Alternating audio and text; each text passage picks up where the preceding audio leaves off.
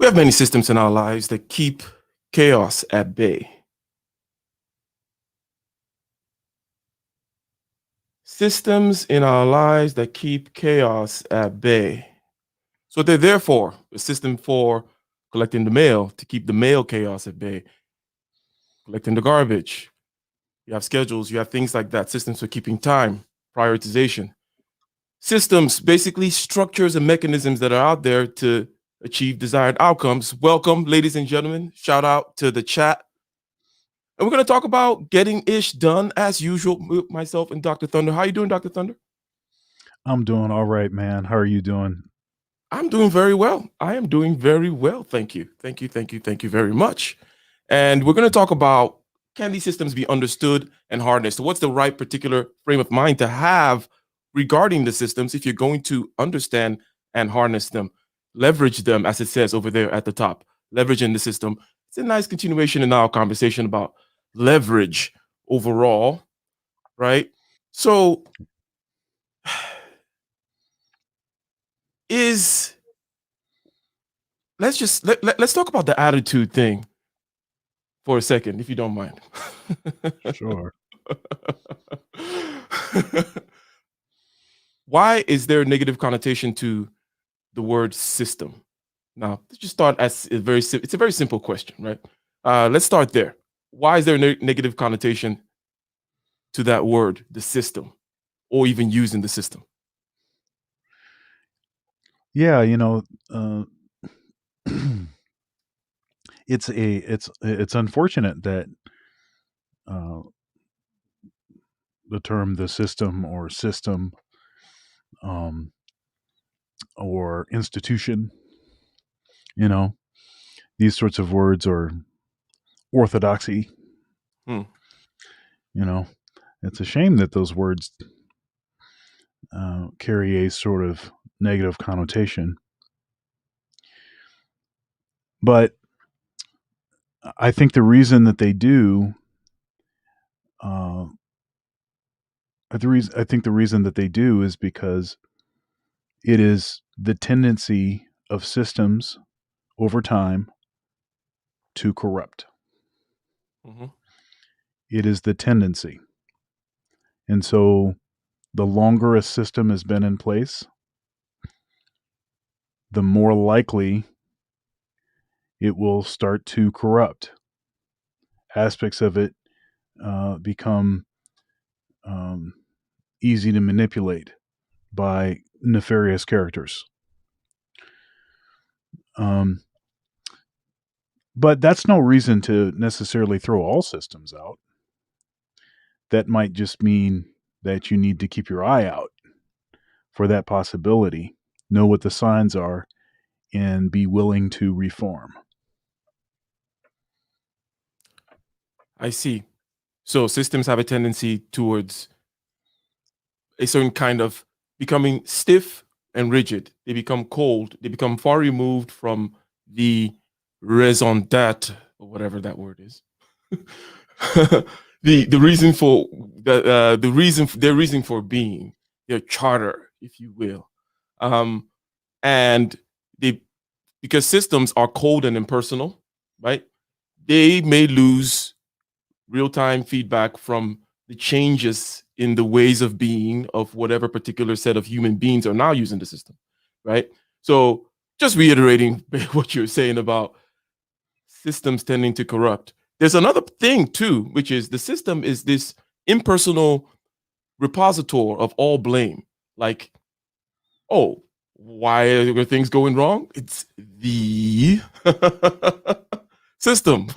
Which one, or Right. what do you mean? Right, so on and so forth.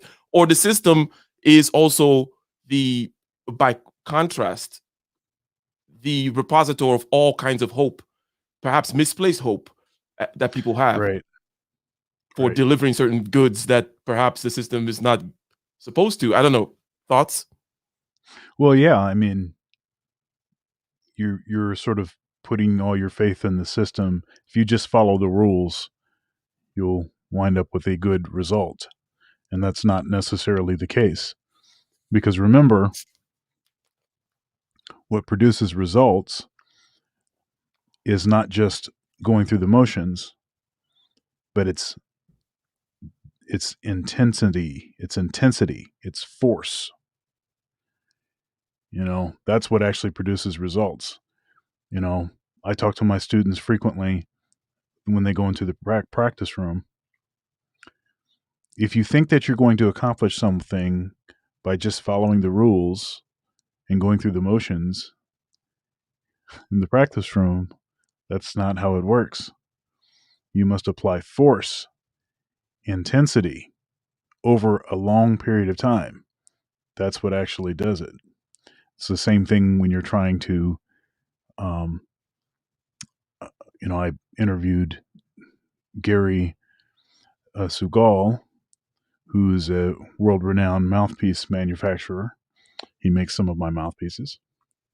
And one thing that he frequently talks about, and he's made, I think he calculated this. So he's been doing this for like 34 years, but he's made something like 27,000 CNC machined mouthpieces. Now, that doesn't include all of the 3D printed and all of the other kinds of mouthpieces he's made. But one thing that has to happen after the mouthpiece is sort of cut by the CNC machine is he has to spend the time on the facing of the mouthpiece. He has to use all these different grits of sandpaper. Starts with the coarse stuff, and he gets it. Okay, now let's start with the stuff that's a little bit less coarse and a little bit less coarse, and you might have, I don't know, 8 different sheets of sandpaper that you're using to create the smoothness that you need. Mm-hmm. The only reason that works is because of the force that he's applying. It's not that he's saying, well, okay, if I just pull out the different sheets of sandpaper, I do it in order. Okay, that's going to, no, he has to do it. He has to be paying attention. He has to be dialed in. So I think often is the case that people think that if they just follow the rules, hey, I followed the rules. I did what they said for me to do, and it never led and it didn't lead anywhere. See, the system is corrupt. The system doesn't work. This kind of thing. Shout out to Aizen Sama starting us off. Thank you very much for the $5 super chat. Thank you. And he says, salute Ike, O'Gammon, and Dr. Thunder. He is challenging the perspective. And I say perspective because it is just looking from a particular perspective. When you look from a particular perspective, system is corrupt. When you also look from the obvious primary perspective, it is human beings, right? The line between good and evil lies in the heart of each and every, in the center of the heart of each of every man, right? Soldier and so on and so forth. That's right. So that's right. And it's interesting because I'm thinking about Jordan Peterson and how he has this way of contrasting the spiritualization of things versus their instantiation in, let's say, bodily reality or something like that. Okay, so in this particular case, you have systems, right? People are corrupt, right? People are actually enacting the corrupt behavior and so on and so forth, whatever it may be, nepotism, some kind of stiff bureaucracy, insensitivity, whatever the system tends to do, aggregation of power at a particular class that then becomes an entrenched interest, so on and so forth. These things that tend to happen over time. You can look at that thing and you can look across time and you can see that there's something. Okay, it's almost like people are possessed, right? There's something that does that, and then you spiritualize that thing. The same thing as anger. You see it in animals, you see it in people. It's like they get possessed. There's this thing. It's across time, so on and so forth. So you're like, this spirit of anger, that kind of thing. But anyways, that's that particular perspective. But obviously, it is the people. But anyways, shout out to Aizen. I don't know if you had any, because he addressed you right there, Doc. Yeah. So of course I agree. Really, when you criticize systems, it's not really the system per se that you're criticizing. It's the people that set the system up. And it's the people that are manipulating and taking advantage of sort of loopholes in the system, so to speak. And as an Orthodox Christian, I actually believe that the church, the one church, and I believe that the one church is the Orthodox Church, Um, though people fail, the one church is perfect. When I say that, I'm not talking about fallible man, but I'm talking about the doctrine. The teaching is perfect, though people fail. So, yes, I would agree with that. The teaching is perfect, though people fail. It's a nice line there, Morpheus. Yeah, yeah. Or- yeah, Shout out to let me get a little closer. So, give Nick Pin a little sound tribute, if you don't mind. There, and he says, yes, we have to leverage, right, and create systems. It's about adapting situations, finding new ways to improve our processes, so on and so forth. So let's just hammer one more at this point. Number one, I started this whole thing by saying, well, there's such a thing as having a attitude towards something. If something is useful or not useful, if it's dangerous or not dangerous, whatever it may be, if it's a tool or an obstacle, a disaster, an inevitability, in other words, in the world, then you have to think about the attitude and then also its mechanism, your attitude towards it, and also the mechanism. And I was like, okay, why is there a negative connotation to systems? And we're like, well, people have all these hopes and therefore blames, perhaps not placed appropriately. Perhaps they're not using enough force, as you would say, as you just said, Dr.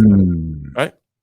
Also, there is the inevitability, which I want to stress, which is a premise of all this. In other words, systems, you cannot get away from systems, right? You cannot get away from the matrix. Let's put it in its biggest, baddest, let's put on its biggest, baddest jacket, the matrix, the system, right? It's inevitable, right? There is no, oh, I'm going to break free of the matrix and live free as a massless, chargeless, ruleless, universeless, boundless. What? Yeah. So, I think I might have to go 5D on this. Let's go. So, don't hate. Don't hate. Not hating, man. So the Matrix. So yeah, so actually the definition, the matrix just means basically the system. It's basically means what it is we're saying. There's actually no nothing denotatively that is negative about it. It's just an organization. It's a structure. Okay. And when we talk about when we talk about uh, outside of the box, this is what it is that folks think that they're doing. It's like, well, I'm getting outside of the matrix. I'm getting outside of, yeah, but what happens outside of the box? Are all of the principles of physics inverse? Um, is it like a black hole out there or something? No, I suspect that the same principles that you were fighting against when you were inside the matrix are still at play outside of the matrix. So maybe you're not actually outside of this box at all. Indeed, indeed, indeed. Shout out to Eisen again. If you don't mind reading his super chat there, I put it on the screen. Another $5. Thank you very much, sir. Sure. They say that power corrupts, and I have a different viewpoint. Power, like money and other things, reveal how corrupt people really are. And no shade, doctor. I didn't take any shade. Yeah, But it's that I think I'm sorry, yeah. but No, go ahead. Go ahead. what's his our friend Plato, in Plato's Republic, there is a short little myth of a guy that has the ring. The ring makes him invisible, all kinds of power. All right. That really is the test, right? We know about the test of temptation, the test of opportunity. Oh, I'm a very virtuous person. Well, you've never really had the temptation, so on and so forth. So that is true in that regard. If you've not been exposed to the degree to which you can be corrupted by power, right? Then really your what you bring to the table in terms of becoming corrupt is a sizable amount. It is a sizable factor. You're bringing a corruptibility into to the picture, right? It's not just like, Yeah. oh, it's just power. It just equally corrupts everybody at equal levels for the equal reasons. But no, it's like it's dangerous in there. You gotta and you gotta bring your A game. I don't know. Go ahead. Yeah. So yeah, I agree. Well, first let's give a little bit of this, and that is for the super chat. We very much appreciate this. Appreciate the support. Please like, share, subscribe. Please continue to support the show. If you like the show, uh, tell folks about the show. So, um, but yeah, the power thing is interesting. There's this sort of, I hear, in church you'll hear frequently this sort of sentiment that, you know, the reason that you're not wealthy, or the reason that you're not more wealthy, or the reason that you don't have more power than you do is because God knows you can't handle it. That's a good one. Because it's easier for a what is it, a camel to enter through the eye of a needle than it is for a rich man to enter into the kingdom of heaven. It's this sort of thought. But money, power and money aren't necessarily the issue.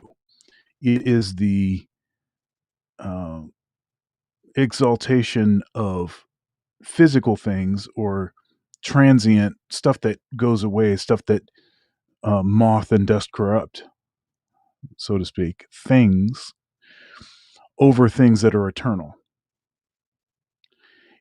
It's placing more value on temporary things over eternal things. That's really what is at play here. That's really where the evil comes from. Mm-hmm. Mm-hmm. So, a nice balanced kind of Socratic dialogue here on leveraging the system. Ladies and gentlemen, we are Ike Ogamian and Dr. Thunder. Over here, we get things done. Today, we are leveraging the system.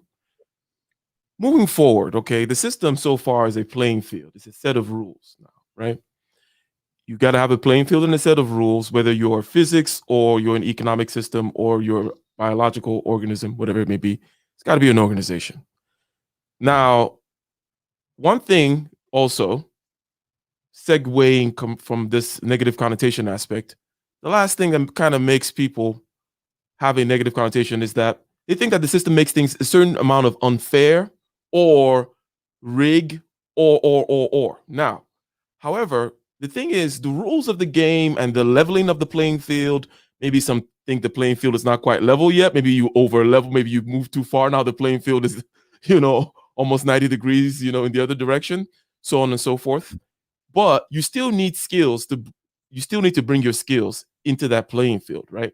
So if we take, for example, one way of leveraging the system, there are these, so a disadvantaged business entity, I believe, a DBE, right, is a special government designation given to some protected class. There is a system in place looking for certain outcomes, a system, a structure, a set of mechanisms that say, hey, if you're within a particular group, African American, let's call it the minority groups, and certain protected classes, so on and so forth, you need to be represented in the government contracts. In other words, we need to give you a little bit of this government contract money, so on and so forth, right? So some people think that, okay, or is it, do you think that some people think that, oh, that is a little, that's just a, because I have experience with it, and it's not just a oh, if you are just you have the right skin color or something, then you're going to be able to consistently get business there or survive or be partnered. Because basically, if I give the example of the Department of Transportation in a state, California State Department of Transportation, for example, they have these big projects, federal grants get given, big contractors, massive construction companies, they need to hire subcontractors that meet this DBE kind of status. Okay. They're not going to just deal with there are many subcontractors, right, that want to fill in that spot. But in other words, just go ahead, check the box, which is what I'm doing. Check the box, become a DBE, go for those government contracts. You still have to bring in your skills and your good equipment and your nice boots into the playing field. That only the system it just gets you the special treatment of that kind, only gets you the appointment, it gets you the date, it gets you to the dance. You still got to dance. Yeah. Um, I have this I never I never put very much stock in if I'm supposed to be able to do something or not.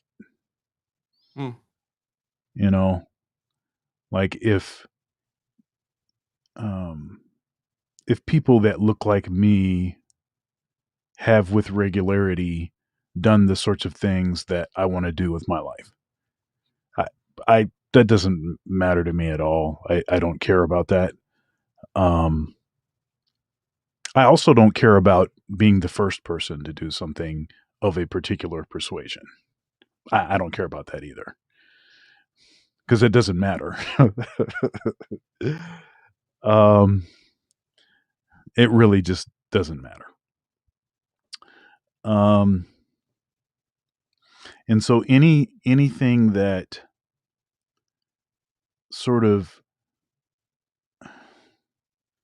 causes potentially could cause me to look like I'm getting a special shake, a special opportunity, um, to the people that I would have to work with is not something that I'm interested in taking part of. Um, if I'm supposed to be able to do it, I'll do it, and if I'm not, then I won't, and I'll keep striving. And I think that we have more control than we think we do. Mm-hmm. I'll keep striving, but if it's in the cards, it's in the cards. Why? Am I gonna let you get this is about getting ish done and now you're like, oh, if it's in the cards, we'll leave it up to fate. I don't know. Well, let me press you on that. Sure. There are government contracts out there. They're saying, okay, we're building roads. We need Yeah. everything from people who supply porta potties and the paper napkins and the porta potties to the cones on the streets to the little red tape to the false work, the pieces of wood with which they are going to erect this bridge, to the all kinds of things along the supply chain and many other things. Right? We want to Mm. give some of this money because this money, taxpayer money, so on and so forth, has to go somewhere. And this is what you guys voted, right? You guys wanted these programs. Okay, great. Then is it wrong now, or not? Not let me not put it that way. How do you feel about you saying, okay, I am a surveyor. I have a surveying crew. I have the best surveying crew in Milwaukee, whatever it may be. Right. I okay. I don't usually participate in these big contracts because they're big, you know. But the federal government is saying, okay, I can be attached to this bigger contractor as a subcontractor. So I'm gonna go get my DBE certification and say, here I am. I'm here for the dance, and then I knock it out of the park. Now I have a great relationship with this big contractor, having seen my superior surveying skills. What do you have any perturbation, any No, pause with no, that no. scenario there? I would take advantage of every loophole, every policy, everything that's in place. Absolutely, 100% of the time. I would take advantage of it all. And sort of not worry about uh now maybe that sounds like I'm saying something opposite of what I said before. Um, I advocate for a Okay. level. Yeah. I advocate for a level playing field, so to speak, Mm, where people are just being evaluated based on their capability, and so anyone that has that capability uh, would have an equal shot. That's what I would advocate for. Now, we know that that's not the case. There is no equal playing field, and so whatever policies are in place, I will I will take full advantage of. I'll compete, and even if it was they only let me in because they were checking a box. I see. Well, 100%. Don't hate the Yeah. player, hate the game. Yeah, and look again. This is not. This is a general statement. I would have to say that is being said here. This is not just a particular thing. This is not a system is bad, but the reason I've been going down this point so far in this conversation of are systems inevitable? Yes, check. You cannot. Nothing exists without a system. Nothing exists without what we tend to call organization, if you will, right? And then we're like, is it the system per se that is particularly corrupt? Well, there's a way in which the arrangement of people tend to create a particular kind of temptation for corruption because it creates power, so on and so forth. But Mhm. people are the ones that are corrupt. Systems are inevitable. You're going to need to use them. And then I went into this analogy of it is the rules of the game and the playing field. So people talk about leveling the Yep. playing field and so on and so forth. However, you need not have any compulsion whatsoever to going to right now in whatever state you're in, and there are various municipal, whatever level of government, municipal level, state, county, city, which is municipal, I guess.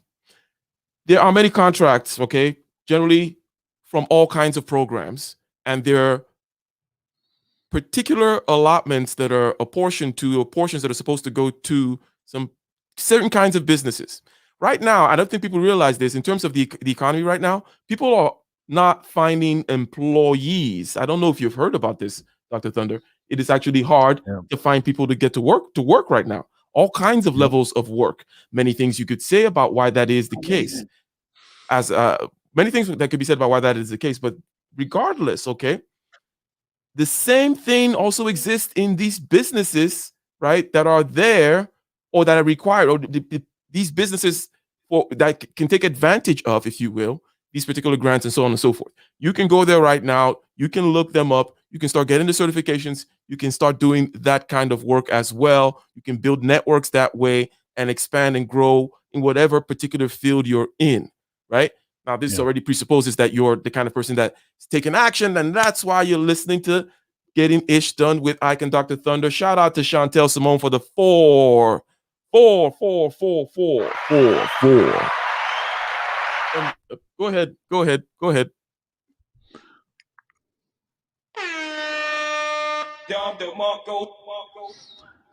And Indeed. if you did not know, uh, Ike interviewed Chantel on his channel. What was it? Last week? It Yeah, I think it was. seems that way about a week and a half ago, but check it. It's 2 videos prior from this, I believe. Yeah, and it was a really, really good interview. So, and go check her out. She knows what she's Check out her talking about. channel. So now, having landed on this point of you still need your skills, let's move from let me ask you a provocative question. Have you, Dr. Thunder, okay, does the witness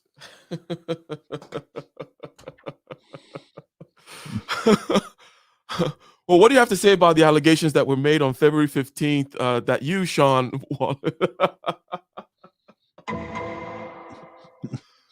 so would you say you have benefited from affirmative action?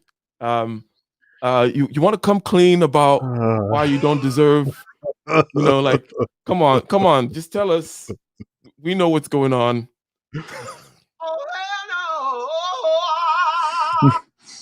um, oh my goodness. Yeah, it's maybe it's one of these things where I'm sure somebody checked a box. I'm sure that somebody checked a box when I came through the door Mhm. for a job here or there. I'm sure that did happen. Um, Most of the sort of aggressive affirmative action policies have been sort of done away with. Um, so, but I don't know. I can't actually say. But I will say this: I am for any policy that prioritizes uh, and supports black men. I don't care what it is. If it prioritizes and supports black men, I'm for that policy. Good, If good. affirmative action had done that, prioritized black men, then I would probably have much less negative to say about affirmative action. Go ahead. Reiterate your point about, or perhaps, what do you mean, sir, when you say it does not? So go ahead and lay out some facts or Well, statistics about why the de facto effects, right, are such and yeah, such. so yeah, the de facto effects are affirmative action actually most benefits white women. And so when they did their tabulations and they figured out that this is what was happening, that white women were most benefiting, since if you help Becky, you're also likely helping Tom, right? Um, Tom is married to Becky. Tom's household is being benefited by the extra resources that Becky's affirmative action job are bringing in. And so, though they act like the goal was really to help black people, actually, it's helping white people. That's actually what the statistics showed. That's what the Okay, so there is a stark reality to the particular chessboard I'm looking at there. Realpolitik, if you will. Like, okay, it's hard nosed, whatever policies. Let's get a little nuanced here. There are things about goals versus systems, right? Policies are on that kind of systems thing, unless they're just some kind of one-time action. Do this, right? Even if they're one-time action, they're part of a particular system, governmental body that is about getting certain things done, pushing certain incentives, whatever. So, in the actual implementation, right, of these particular, incentives, or these particular mechanisms, right? mm,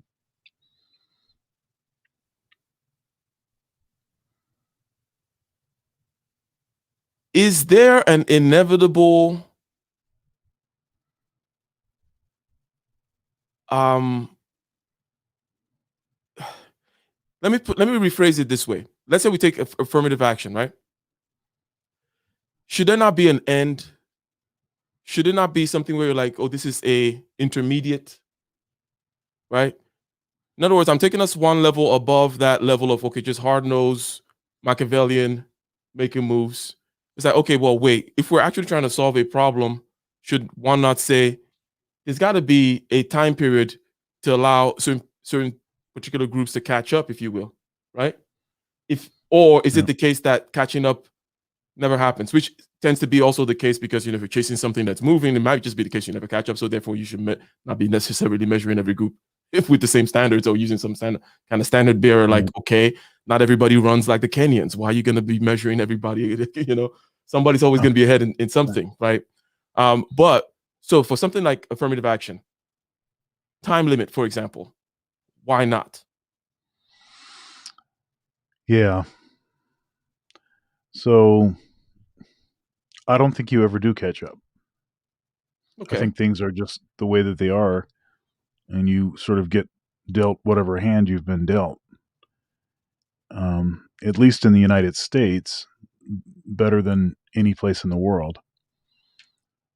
We have this sort of opportunity to. Uh, I mean, there's no place in the world where you can start dirt poor and end up rich. I mean, that's not the way that stuff works everywhere else. I mean, if you start poor, then everybody in your family line will be poor forever. That's basically the way it usually usually works in the rest of the world.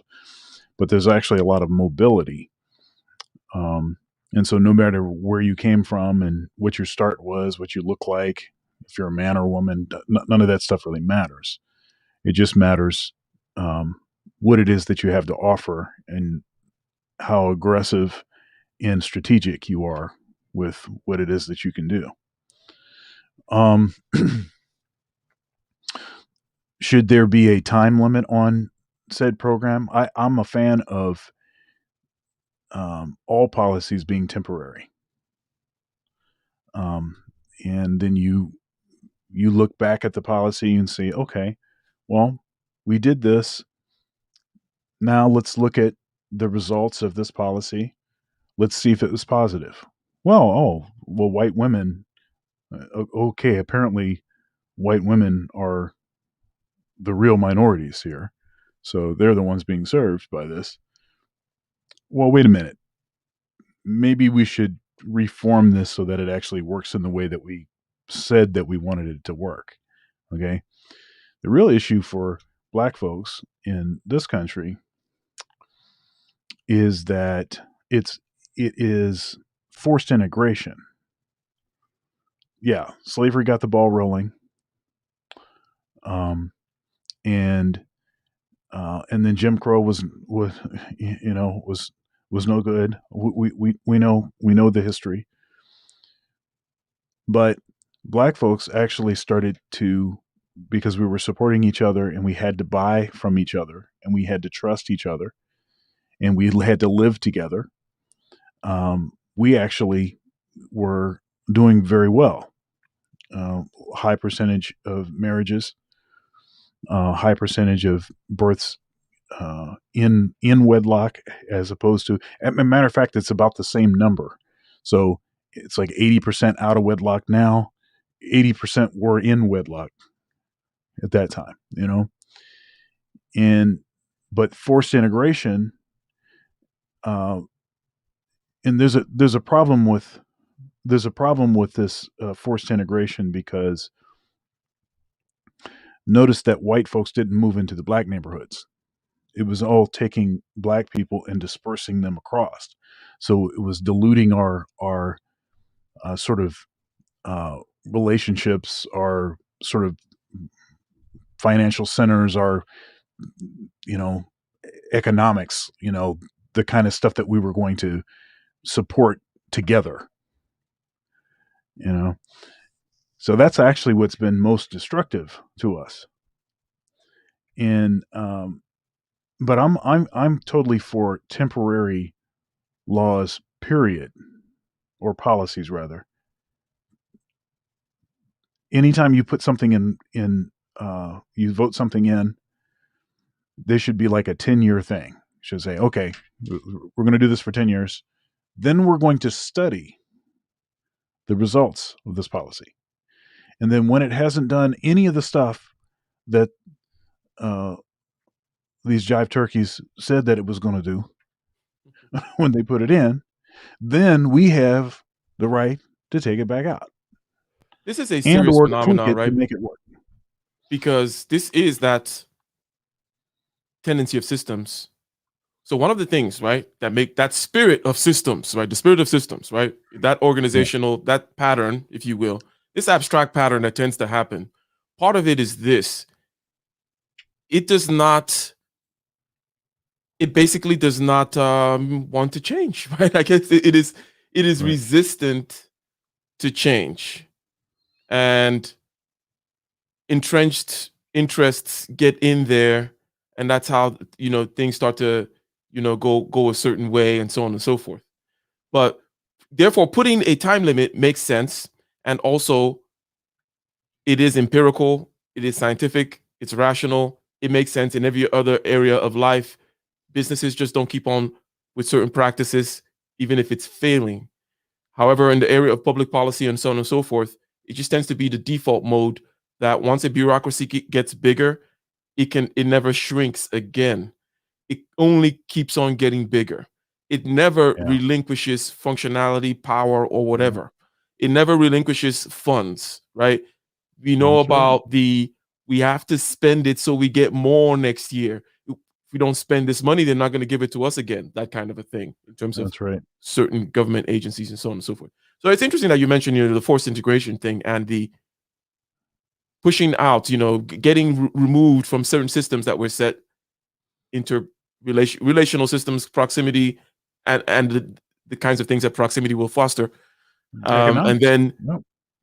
yeah, in a inability to perhaps so far integrate into the larger system, or look at the larger system in terms of an enemy, right? So, because Right.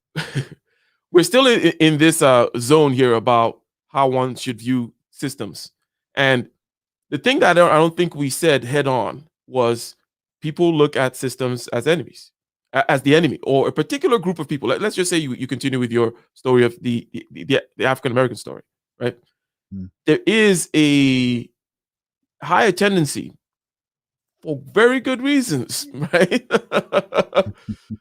to have the big brother boogeyman system view, right, such that you're less willing to contend with the system, and then less apt to benefit from it, less apt to get things done. So, what do you think about that? The system is the boogeyman trope. Yeah, that's interesting. One thing it calls to my mind. Black people tend to be um, we tend to be law abiding. We tend to follow the rules. I'm not talking about the the hooligans, this percentage of us that is disproportionately raging havoc. But in general, black folks tend to be very law abiding, tend to be rule followers. And I think that sort of goes hand in hand with sort of following the government, believing what the government says, this tendency to trust the government. Um, though there's some of us will say we don't trust the government, but it seems to me that most of us seem to trust the government, and we disproportionately vote for Democrats for and uh, though they haven't really done anything for us, So, not the what stuff is that really is there any benefit to matters. in people getting involved? Since you mentioned electoral politics right now, okay. Since you mentioned that, let's go there. That's one basic system. And again, ladies and gentlemen, we're talking about systems. There's systems all through economic systems, political systems, social systems, so on and so forth. So, in this area of political systems, electoral politics, you just mentioned, is there, and in what tier would there be? Maybe in the local tier, maybe in the appointment tier, any benefit to engaging with politics, right? In terms of leveraging the system, or is that all? Are you going to be a nihilist about it? I do actually. I I think that voting is probably the least effective way to actually change something. I think the most effective way would be to assertively and consistently petition your representative. Mhm. Um, that's going to be Let me ask you how to remind people how exactly you do that, because I think people hear that a lot, that particular admonishment, to petition, send a letter to your that statement, right? So, but if I were to ask you, okay, well, Dr. Thunder, how do I do that? What would you say?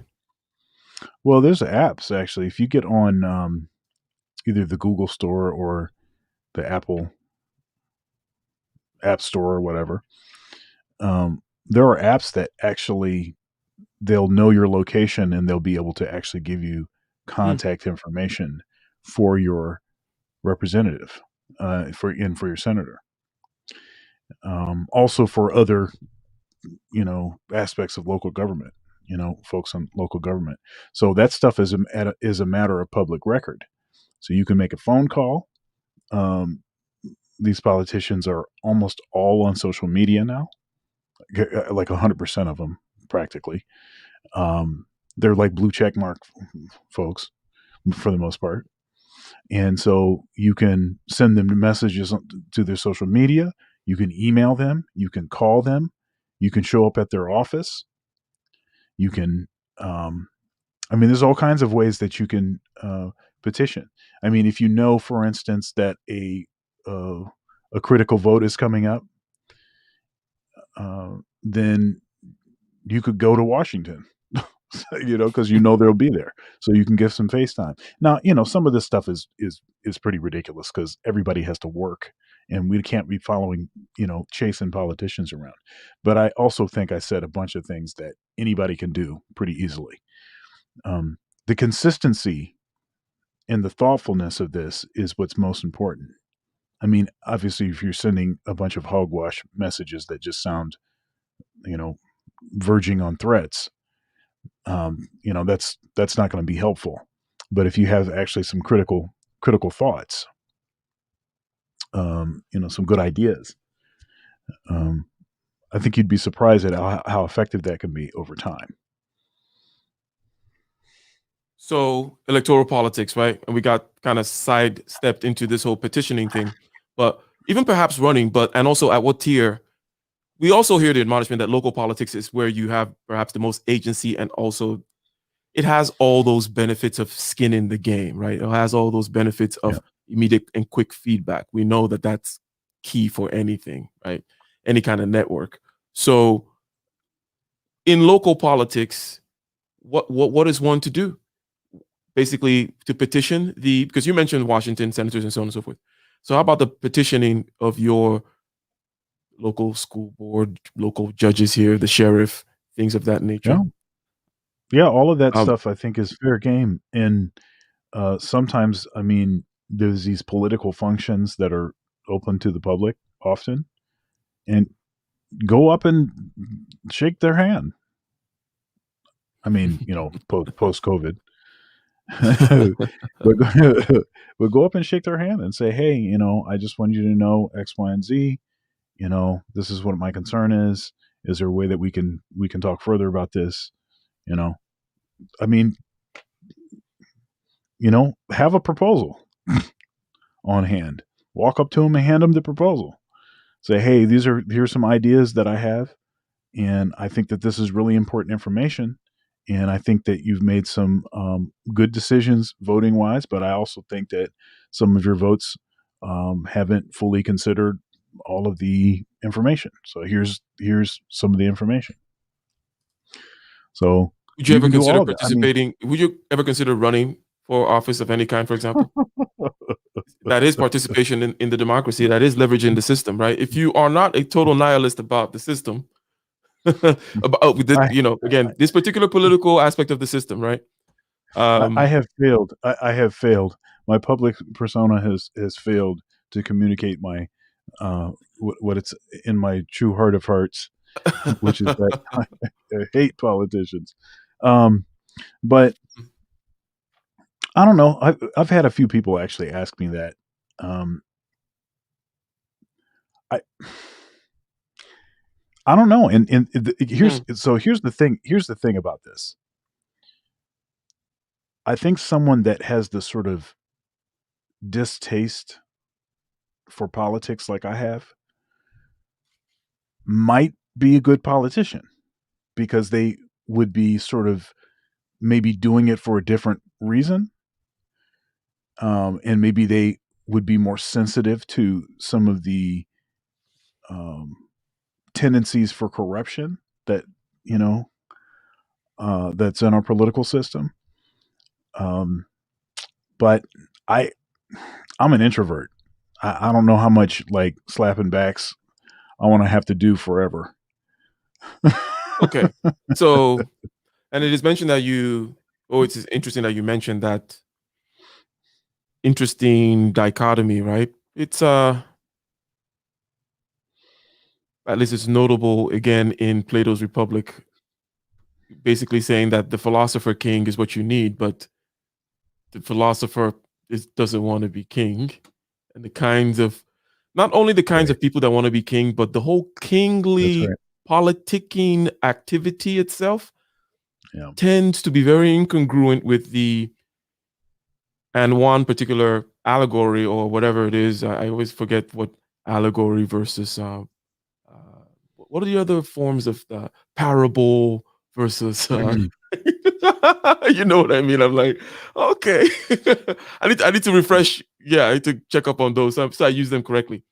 But the allegory of the ship, basically, the person who studies astronomy and knows about navigation and so on and so forth, and the things that he likes to do and the kind of path towards truth that he likes to follow is very different from the politicking for control of the ship, who's going to be the captain, right?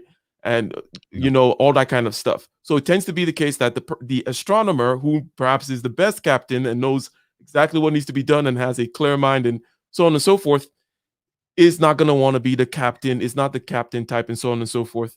And you end up where you end up. And in uh, uh, Plato's system, you have to be forced to serve, right? You breed particular people of this particular kind.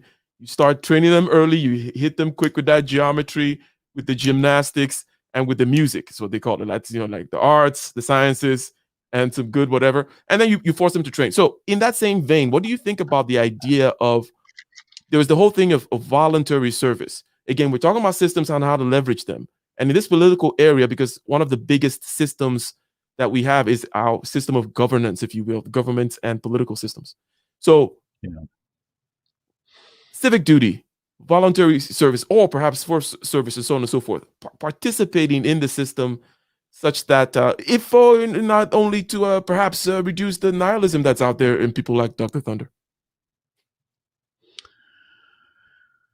Yeah. Well, I, so you mean voluntary as Or opposed to encouraged perhaps let's say a forced kind of like mandatory, like in Nigeria, for example, there's a 1 year thing you do after you graduate university in kind of like public service, like paramilitary type stuff.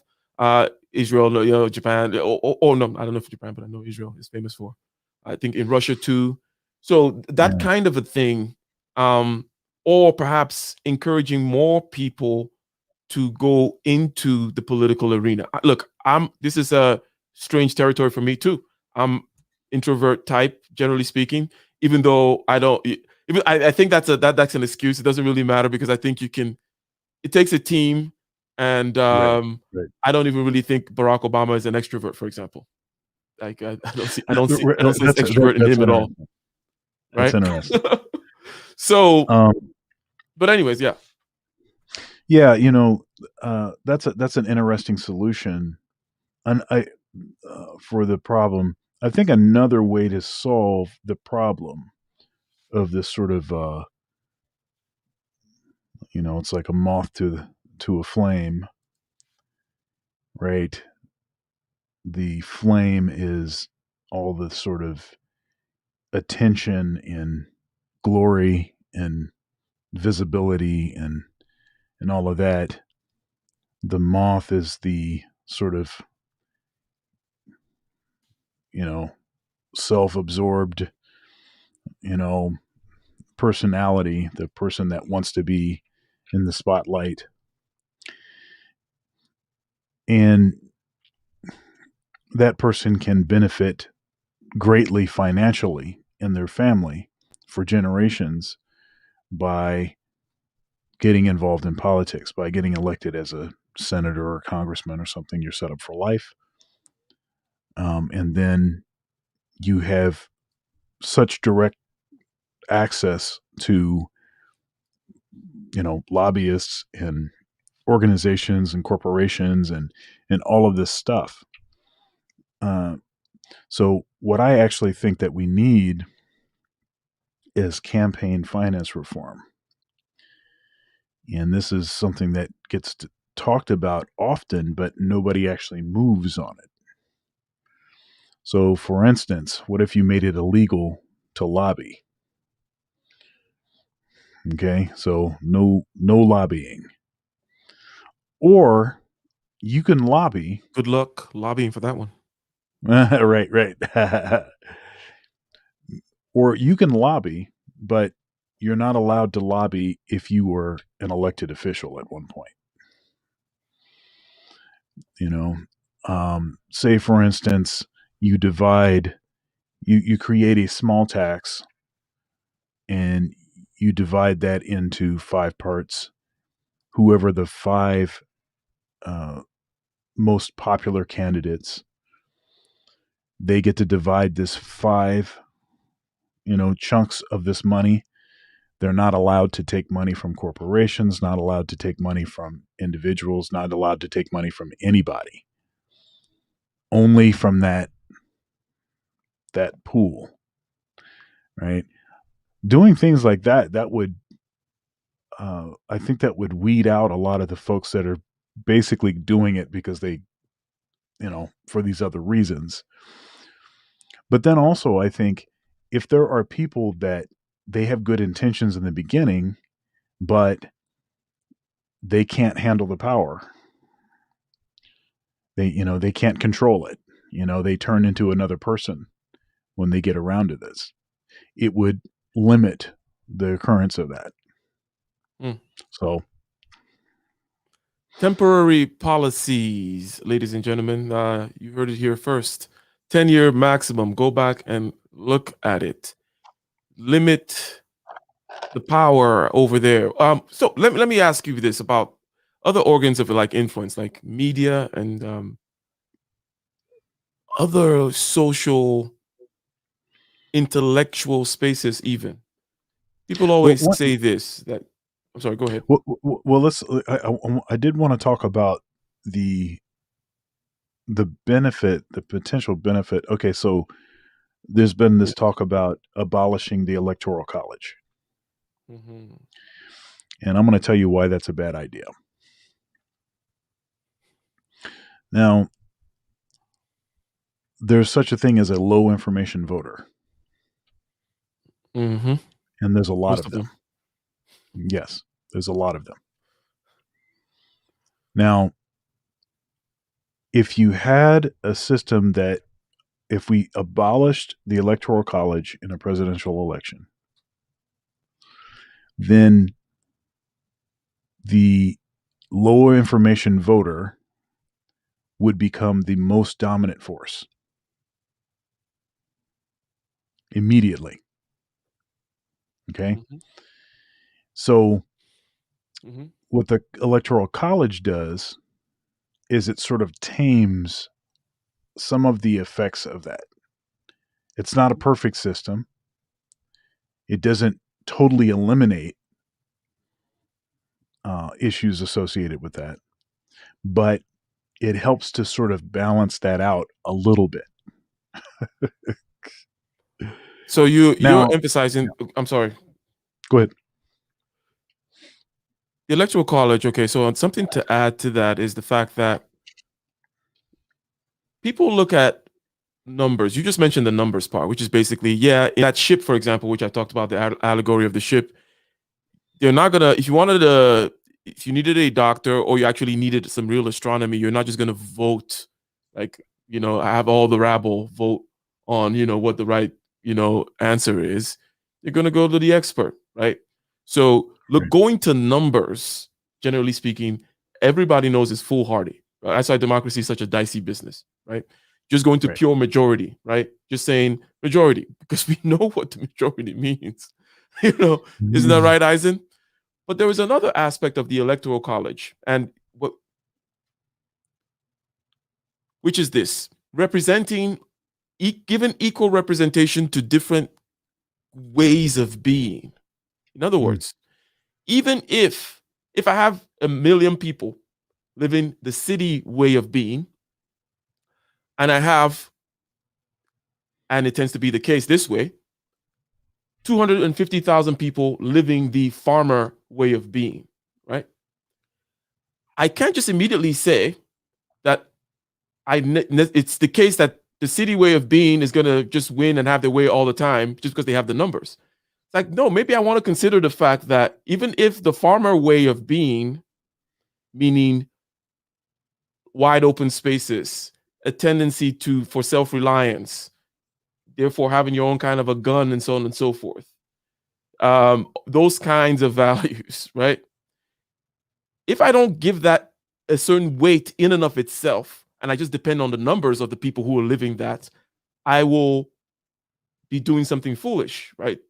What do you have to say about that other kind of point for the electoral college, which is representing these different ways of being, different lifestyles, and so on and so forth, different geographies even, as opposed to just saying, well, the only few people live over there, therefore that kind of whatever they have to say, even though they're producing all the food in the country or something like that, right?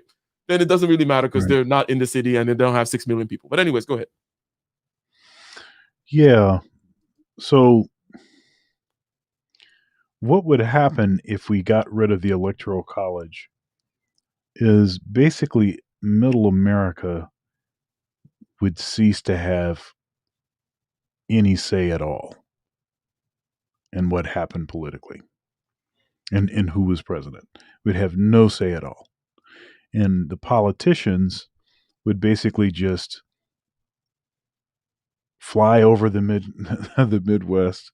They'd fly over to get to California and then fly over to get to, to the East Coast. That's what would happen. Um, and now I've heard some different arguments on why. I actually heard a Republican argue, Michael Steele. Um, he was a what was it? National Republican National Committee. He was the chair of that of them for a period of time, and he was actually advocating for just straight popular vote.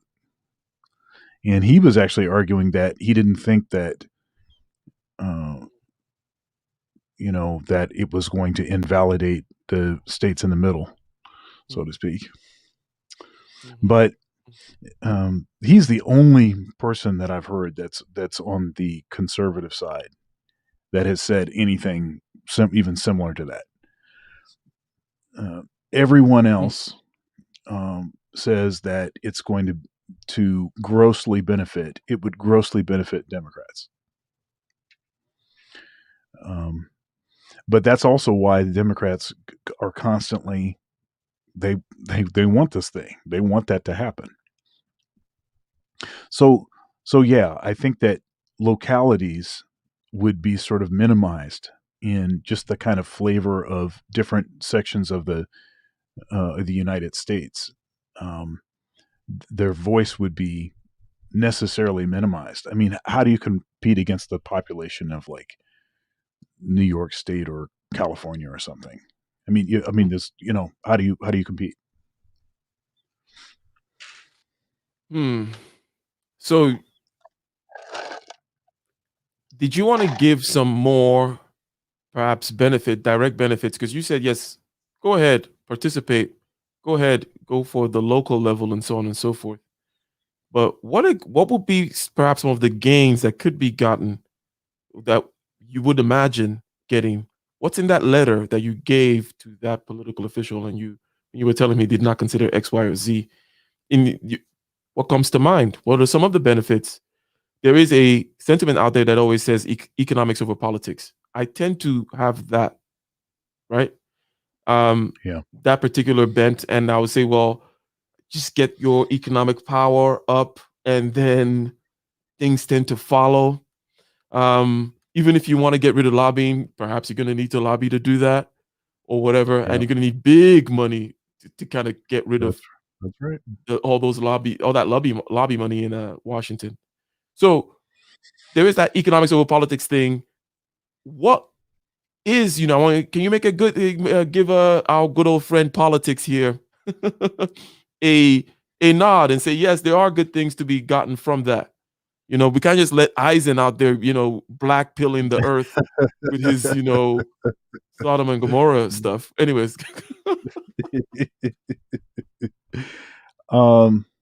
Yeah. So okay, so we don't live in a monarchy, right? Like, we get to actually vote, and our votes actually put the people in place that are going to put the policies in place that we want. And if we don't like what the politicians have done, we can vote them out, right? So, in a very real sense, whatever laws are in place, if we do not like those laws, they're not sort of emanating from the throne.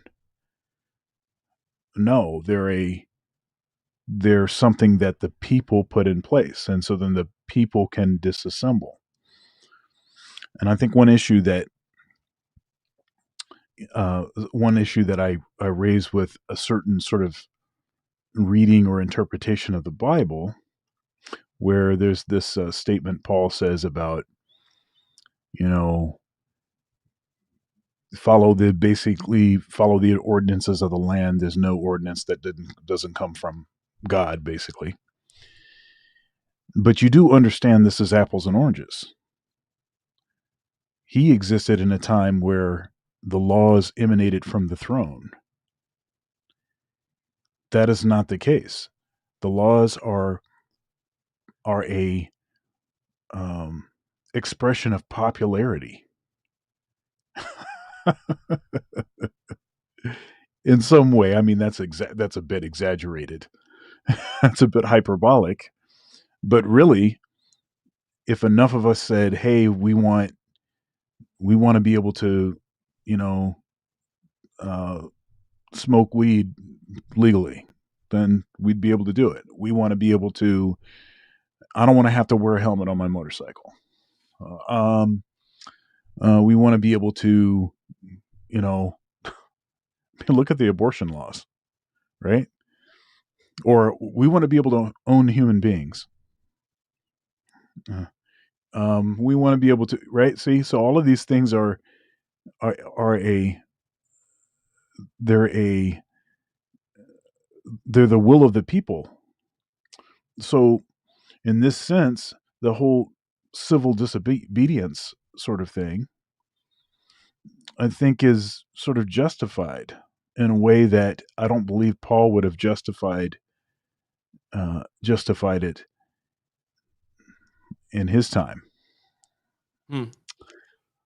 So since I like, let's perhaps we could stop in this corner here of politics, and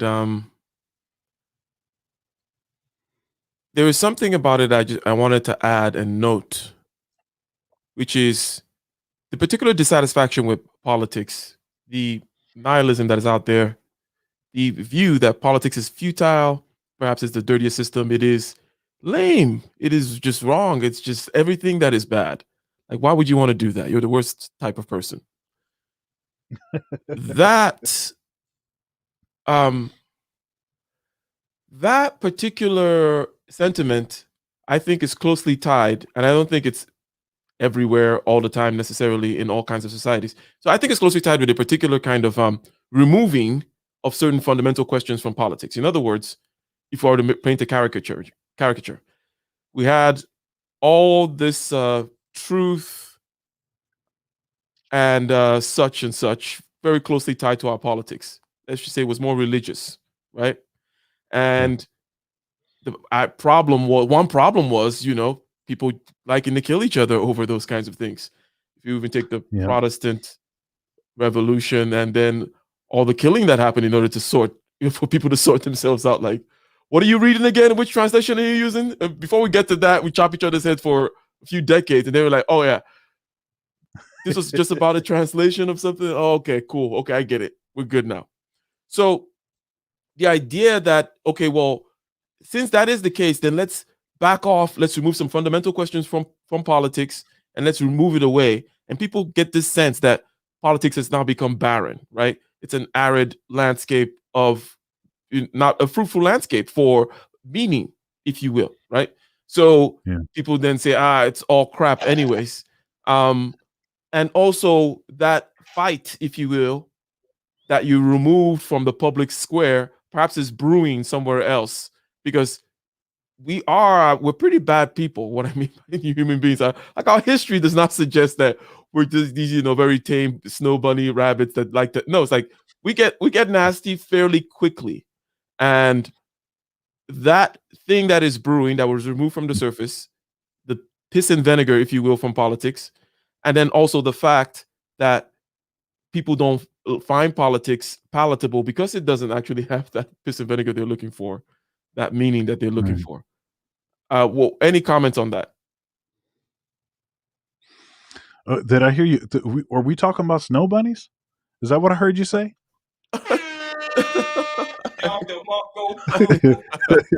That's funny. Yeah,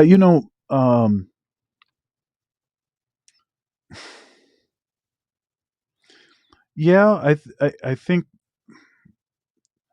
I think there can be positive things accomplished in politics.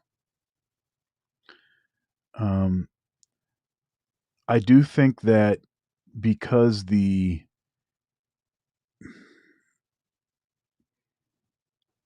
game has sort of changed and the power dynamic is so.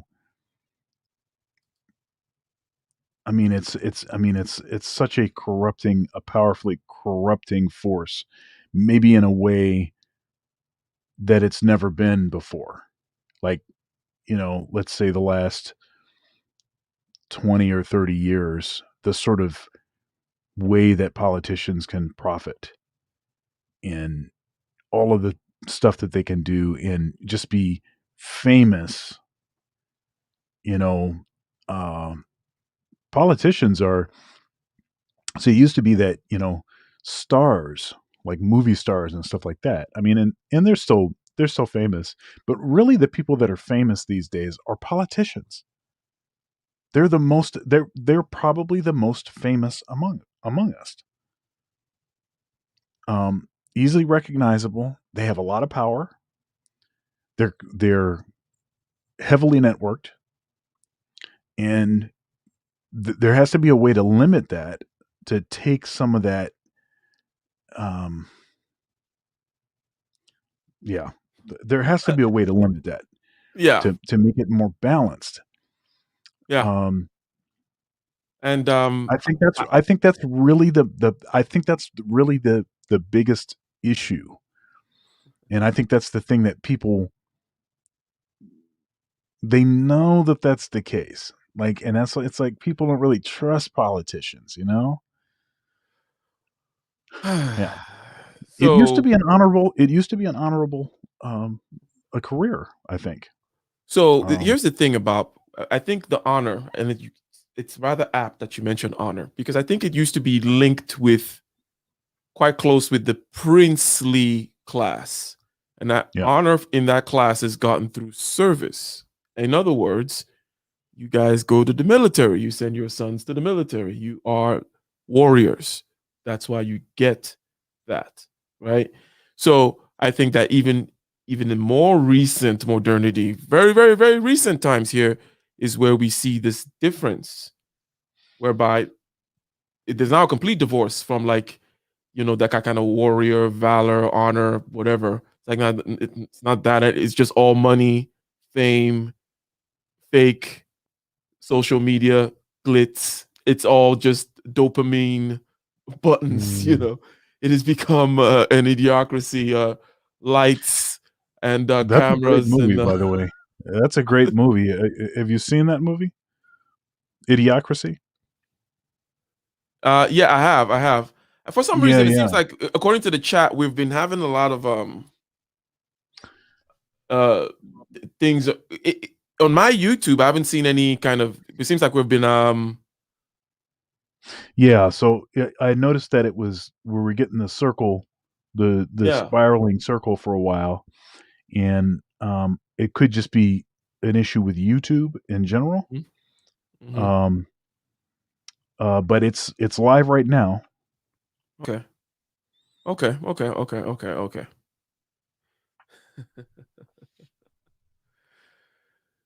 Yeah. So the politics. I would encourage more people to, and I would say even with myself, the part of politicking, okay, a big part of it is outside of electoral politics. And I think Hmm. that the things which we call culture, which politics is downstream of, right? One particular node of this culture thing is the academia world, right? People coming up with the ideas, people writing Yeah. the books, the ones that you like and the ones you don't like. You know, Thomas Sowell and then the SJW people, whatever, pick your gut, pick whatever, right? And the people they were referring to who've been writing those things for a while. And then you have the organs of the media, if you will, right? That distribute, they influence, they're trying to sell you goods and they're trying to sell you a lifestyle, all this kind of stuff. In this area of the media, in this area of in other organs of influence and so on and so forth. What are your thoughts regarding perhaps certain parts of that system that could be leveraged? Um, go ahead. So here's the big one. In um, If you're going to control people, you have to control the narrative. If you're going to control people, you must control the words, the terminology. Seems like we're What? we're we're we're off again. Yeah.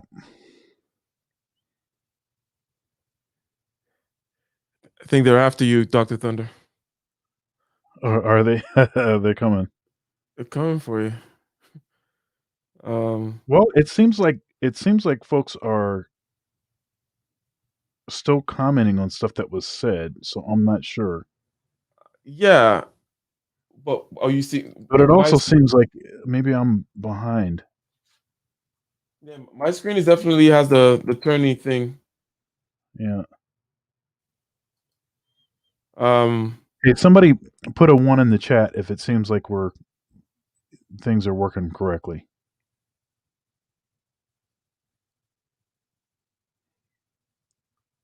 is it just our internet, or are we good? Are we live? Can we put a one in the chat? Are we buffering or no?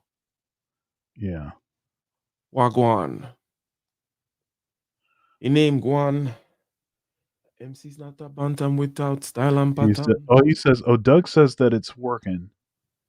Interesting. Interesting. Okay, he says now it's working. So a few folks have said now it's working. I mean, let's just finish this last point then. Yeah, Um, yeah, yeah, yeah. Go ahead. but okay, so what I was saying is you have to control the narrative. You must control the terminology, and then you must control the definitions, even that people perceive when they hear certain terms. Okay, so for instance, now this might get you demonetized. Um, but the word marriage, okay? Now, forever and ever, all men, marriage meant a specific thing. Mhm. But in order to push the culture in a certain direction, you must start introducing a different, an alternative fact, if you will, a different approach or a different uh, understanding or a different definition of what it means to be married. So now we all know that marriage actually preceding any sort of legal conception was always a religious one. Mhm. And there's a certain, certain criteria, certain things that are important and are critical for something to be considered a marriage from a historical perspective. but Mm-hmm. not. Uh, but these days, when you say marriage, they have been so effective at controlling the narrative and controlling even what people are considering when they hear words. Um, something else I hear people say frequently is my partner, my partner, my partner, right?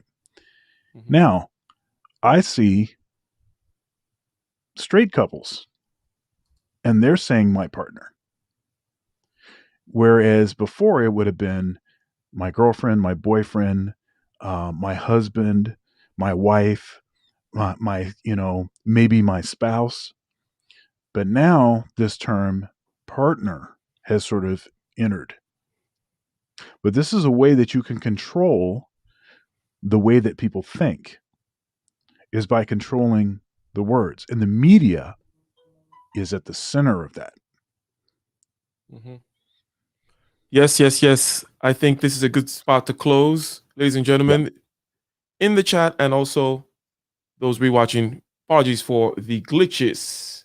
Okay, the glitches in the matrix, the glitches in the systems, they are inevitable, but systems are also inevitable. They tend to corrupt, but people are corrupt regardless.